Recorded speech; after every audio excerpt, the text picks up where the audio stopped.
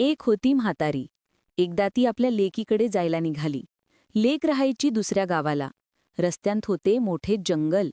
म्हातारी काठी टेकत टेकत रस्त्याने निघाली. वाटेत तिला भेटला कोल्हा. तो म्हणाला, म्हातारे म्हातारे, मी तुला खातो. पण म्हातारी होती हुशार. ती म्हणाली, मला खाऊन तुझे पोट भरणार नाही. त्यापेक्षा थोडे दिवस थांब.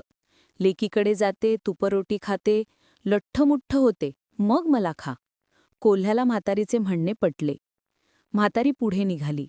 तिला भेटला वाघ. तो म्हणाला, म्हातारे म्हातारे, मी तुला खातो. त्याने डरकाळी फोडली. म्हातारी त्याला म्हणाली, मला खाऊन तुझे पोट भरणार नाही. त्यापेक्षा थोडे दिवस थांब. लेकीकडे जाते, तुपरोटी खाते, लठ्ठमुठ्ठ होते, मग मला खा. वाघाची अशी समजूत काढून म्हातारी पुढे निघाली. लेकीकडे ती खूप दिवस मजेत राहिली. खाऊन पिऊन लठ्ठमुठ्ठ झाली. आपल्या घरी परत येताना तिने एक मोठा लाल भोपळा घेतला. त्यात बसून ती भोपळ्याला म्हणाली, चल रे भोपळ्या, टुणूक टुणूक. भोपळा रस्त्याने निघाला. वाटेत वाघाने भोपळा पाहिला. तो म्हणाला, म्हातारे म्हातारे, थांब.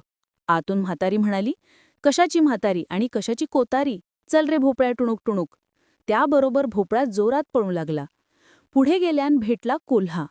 कोल्ह्यानेही भोपळ्याला थांबवण्याचा प्रयत्न केला. पण म्हातारी आतून म्हणाली, चल रे भोपळ्या, टुणूक टुणूक. पुन्हा भोपळा जोरात पळू लागला. अशी होती म्हातारी हुशार. कोल्हा आणि वाघाच्या तावडीत ती काही सापडली नाही.